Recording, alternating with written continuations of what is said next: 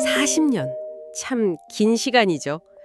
이 긴 직장 생활을 마치고 인생의 두 번째 막을 열어가는 이윤화 수필가인데요. 올해 5월에 출간된 자유, 도전, 그리고 행복. 이 자전적 에세이가 참 많은 생각을 하게 만들더라고요. 은퇴하고 나서도 어떻게 하면 인격적인 자존감을 지키면서 가치 있는 삶을 살 수 있을까? 유년 시절의 어떤 경험이 한 사람의 뼈대를 만드는지, 그 치열했던 40년의 밥벌이 시간 동안 뭘 배우고 또 뭘 지켰는지, 마지막으로 모든 걸 내려놓고 나서야 발견한 행복은 또 어떤 모습인지. 그럼 그 여정의 시작, 작가의 어린 시절부터 한번 따라가 보죠. 책을 보면 그의 가치관을 만든 아주 강렬한 사건들이 몇 개 나오잖아요. 그렇죠. 저는 특히 그 아버님에 대한 이야기가 기억에 남아요. 6.25 전쟁 포로셨던 아버지를 어릴 때 친구들한테는 전사했다고 거짓말을 했다는 그 고백이요. 그 대목이 참 많은 걸 생각하게 하죠. 네. 어린아이가 감당하기에는 너무 복잡한 현실이었을 거예요. 이게 단순히 거짓말을 했다 뭐 이런 사실보다 왜 그래야만 했을까, 이걸 들여다봐야 하거든요. 아마 그 어린 마음에 전사자의 아들이라는 어떻게 보면 명예로운 이름 뒤에 숨고 싶었던 일종의 자기방어 지지 아니었을까 싶어요. 아, 자기방어 기제. 네, 이 경험이 아마 그가 평생에 걸쳐 자존감 그리고 명예라는 가치를 얼마나 중요하게 생각하게 됐는지 보여주는 첫 번째 단서가 되는 거죠. 와, 정말 그렇네요. 또 다른 강렬한 기억은 역시 가난과 관련된 경험이더라고요. 초등학교 때 반장이었는데 담임 선생님 결혼식에 화동을 못 썼던 일이요. 그 양복 살 돈이 없어서. 네, 양복을 살 형편이 안 돼서 초청조차 못 받았다고. 이건 진짜 어린 마음의 큰 상처였을 것 같아요. 엄청난 상처죠. 근데 여기서 정말 주목해야 할 점은 그가 상처에서 그냥 주저앉지 않는다는 거예요. 그 경험을 통해서 자신만의 원칙을 세웁니다. 어떤 원칙이죠? 가난해서 주는 돈은 받지 않겠다. 와, 이게 그냥 어린애 오기가 아니라 어떤 상황에서도 내 존엄성은 내가 지키겠다는 선언 같은 거죠. 그러네요. 흥미로운 건 이런 결핍의 경험들이 그를 좌절시키는 게 아니라 오히려 더 단단한 사람으로 만들어가는 어떤 연료가 되었다는 점이에요. 정말 당찬 기질을 보여주는 일화도 있었어요. 중학생 때 어떤 거요? 수학여행지를 경주에서 서울로 바꾸자고 반장들을 막 설득했던 이야기요. 맞아요. 교단에 나가서 대장부가 큰 인물이 되려면 반드시 서울을 알아야 한다, 이렇게 열변을 토했다니. 그 대목을 읽으면서 이분의 타고난 기질을 딱 엿볼 수 있었어요. 그렇죠. 현실에 그냥 순응하는 게 아니라 더 큰 목표를 제시하고 사람들을 설득해서 결국 원하는 걸 이뤄내잖아요. 이런 경험들이 차곡차곡 쌓여서 내 인생의 방향은 내가 정한다는 주체적인 태도로 이뤄진 거죠. 책에서 스스로를 MBTI 유형 중에 INTJ라고 하던데, 그 논리적인 분석가요? 네, 그렇게 설명하는 부분도 재밌었어요. 근데 정작 MBTI라는 그 틀 자체에는 크게 얽매이지 않는 태도를 보여주죠. 바로 그 지점이 핵심입니다. 그는 MBTI를 자신을 이해하는 그냥 하나의 도구로만 활용할 뿐이에요. 그걸로 자신을 규정하거나 한계를 짓지 않아요.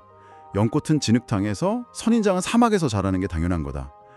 각자의 환경과 기질이 있다는 걸 인정하는 거죠. 그러면서 드는 비유가 정말 탁월했어요. 어떤 거 말씀이시죠? 그 배추와 미역이 소금에 다르게 반응한다는 비유요. 같은 소금이라는 시련이 와도 배추는 숨이 죽어서 절여지지만 미역은 오히려 더 꼬들꼬들하고 단단해진다. 맞아요. 결국 외부 환경이나 조건이 아니라 그걸 받아들이는 나 자신이 중요하다는 이야기잖아요. 바로 그거죠. 이게 그의 인생 전체를 관통하는 철학이에요. 유년기에 관한 사회의 편견 같은 소금 앞에서 그는 배추가 되기를 거부하고 미역이 되기로 선택한 겁니다. 와, 자, 이렇게 단단한 내면을 다진 청년이 이제 사회로 나옵니다. 40년의 직장 생활이라는 어쩌면 세상에서 가장 짜고 거친 소금물 속으로 뛰어든 거죠. 그 안에서 그의 철학은 어떻게 시험받고 또 단련되었을지 다음 이야기로 넘어가 보죠. 네, 듣기만 해도 쉽지 않았을 것 같은데요. 책에서도 조직의 쓴맛은 청양고추보다 더했다 이렇게 표현했을 정도니까요. 표현이 아주 강렬하죠. 특히 기억에 남는 일화가 후배였던 자신이 상사로 발령이 나면서 나이 많은 선배와 적갔던 그 어색한 관계에 대한 이야기. 하지만 풀기 어려운 문제잖아요. 굉장히 현실적인 이야기죠. 예전에는 나이와 경력이 곧 서열이었던 뭐랄까 유교적 자본주의 문화가 있었잖아요. 네, 그렇죠. 근데 IMF 외환 위기를 기점으로 모든 게 바뀌었죠. 능력, 성과 위주로 재편되면서 그런 역전 현상이 비일비재해졌고요. 맞아요. 작가는 자신이 그룹장이 돼서 결제를 올리는 상황에서 나이 많은 선배 부장이 결제권도 없이 자리를 지키다가 결국 퇴직하는 모습을 지켜봐야 했던 그 씁쓸함을 정말 솔직하게 털어놓더라고요. 그 상황에 주는 감정적인 무게가 고스란히 느껴져요. 사장은 아버지, 종업원은 자식 같던 문화가 사라지고 회사는 더 이상 평생을 책임져주는 곳이 아니라는 그 냉엄한 현실을 보여주는 거죠. 하지만 작가는 이런 변화를 그냥 한탄만 하진 않더라고요. 그렇죠. 오히려 그 속에서 어떻게 살아남을 것인가를 치열하게 고민합니다. 특히 그 사내 정치에 대한 분석이 아주 날카로워요. 아, 맞아요. 보통 정치라고 하면 되게 부정적으로 생각하기 쉬운데 그렇죠.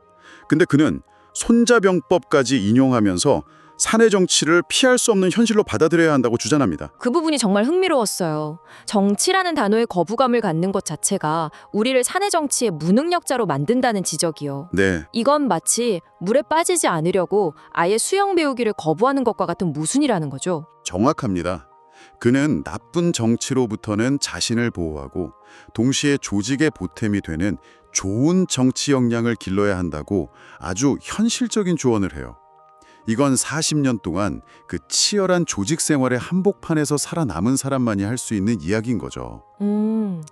연꽃은 진흙에서 피듯이 이 세상에서는 생존이든 고상한 뜻이든 진흙 속에서 논일지 않으면 이룰 수 없다.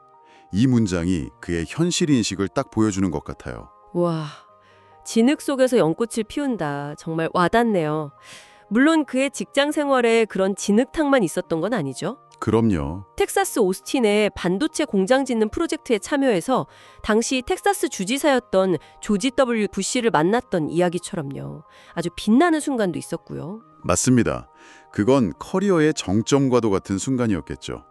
근데 제가 더 주목했던 건 그가 그런 화려한 성공담 바로 뒤에 사내 정치의 냉혹함에 대해서 이야기한다는 점이에요. 아, 그 구성이요? 네, 마치 여러분들이 보는 이 빛나는 순간의 이면에는 이런 치열한 현실이 있습니다 라고 말해주는 것 같았어요. 그러네요. 그 대비를 통해서 그의 40년 직장 생활이 얼마나 입체적이었는지 짐작할 수 있는 거죠. 자, 그렇게 40년의 시간이 흘렀습니다. 청양고추보다 매운 쓴맛도 보고 연꽃을 피우기 위해 진흙탕에서 분투하기도 했던 그가 마침내 은퇴를 합니다. 네, 이제 그가 이야기하는 행복은 어떤 모습일지 궁금해지네요. 놀랍게도 그의 행복은 아주 소박한 곳에 있더라고요. 그는 은퇴하고 난 지금 집이란 작은 천국이라고 말해요. 작은 천국. 네, 40년간의 전쟁터를 벗어나서 아내와 함께하는 그 평온한 일상, 그 자체가 행복이라고 정의하는 거죠.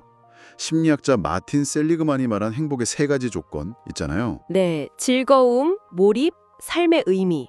그걸 자신의 삶에 이렇게 대입해 보기도 하고요. 그 중에서도 일상의 소소한 에피소드들을 통해서 행복을 이야기하는 방식이 참 좋았어요. 어떤 에피소드요? 특히 시골 버스 안에서 벌어진 고춧가루 소동 이야기요. 아, 저도 그 장면 읽으면서 한참을 웃었습니다. 너무 유머러스하면서도 생각할 거리를 던져주더라고요. 한 할아버지가 선번에서 떨어진 고춧가루 때문에 버럭 화를 내면서 봉지를 창밖으로 확 던져버렸는데 네. 알고 보니까 자기 아내가 옆집 며느리한테 부탁해서 빻아오던 그 고춧가루였다는 거잖아요. 맞아요. 결국 두 할머니가 손을 잡고 밭두렁으로 그 고춧가루 찾으러 나가는 모습으로 끝나는데 그 장면이 어찌나 정겹던지요. 그러니까요. 사람들 사이의 갈등, 오해, 그리고 또 어이없는 화해. 이 과정이 그냥 우리네 사는 모습하고 똑같아서 더 공감이 갔습니다. 그게 바로 공동체의 진짜 모습이죠. 항상 평화롭고 이상적인 곳이 아니라 사소한 일로 다투고 또 어이없게 화해하면서 서로에게 이렇게 스며드는 것. 작가는 은퇴 후에야 비로소 이런 일상의 결을 세세하게 들여다볼 여유를 갖게 된 겁니다. 그리고 이런 발견과 함께 그의 인생 이막에 가장 큰 변화를 가져온 것이 바로 글쓰기였죠. 네, 그에게 글쓰기는 단순한 취미가 아니라 새로운 삶의 방향 그 자체였던 것 같아요. 맞습니다. 빌 게이츠가 자기 성공 비결로 합리적 사고의 정리를 돕는 글쓰기를 꼽았다는 사실을 언급하면서 자신도 글쓰기를 통해 흩어져 있던 삶의 조각들을 꿰어서 중심과 의미를 찾고 싶었다고 말하죠. 이건 정말 중요한 전환점이에요. 40년 동안 그는 조직의 목표를 위해 상사의 결재를 받기 위해 글을 써왔잖아요. 그렇죠. 보고서, 기획안, 이메일. 네, 수많은 글들이 나가 아닌 조직을 향해 있었죠. 하지만 이제 그는 오롯이 자신을 위해 자신의 이야기를 쓰기 시작합니다. 경제적으로는 어렵다는 현실을 잘 알면서도 말이죠. 맞아요. 베스트셀러 작가가 되어야 겨우 생활이 가능하다는 그 냉정한 현실을 분석하면서도 기꺼이 그 길에 뛰어들어요. 삶은 속도가 아니라 방향이다. 이 문장이 여기서 다시 한번 빛을 발하죠. 바로 그겁니다. 돈을 버는 속도보다 내가 원하는 방향으로 나아가는 것 그 자체에서 의미를 찾는 거니까요. 바로 그 지점이 인생 2막을 준비하는 많은 분들에게 시사하는 바가 크다고 생각해요. 은퇴 후의 삶을 경제적인 관점에서만 바라보면 불안하고 초조해질 수밖에 없거든요. 그렇죠. 하지만 이 작가처럼 내가 주체적으로 내 삶의 의미를 채워나갈 수 있는 나만의 이야기를 찾는다면 전혀 다른 풍경이 펼쳐질 수 있다는 희망을 보여주는 거죠. 이윤하 작가의 에세이집 자유, 도전 그리고 행복을 통해 한 사람의 인생을 깊이 들여다봤습니다. 네, 유년 시절의 결핍을 단단한 원칙으로 만들고 자신을 지켜냈으며 마침내 은퇴 후에는 글쓰기를 통해 자신의 이야기를 찾아 나선 그의 여정. 결국 이 모든 것은 자신만의 의미와 책임을 찾아가는 과정이었습니다. 작가는 책의 마지막 부분에서 원자폭탄을 개발한 오펜하이머의 고뇌를 언급합니다. 네, 그 부분도 인상 깊었죠.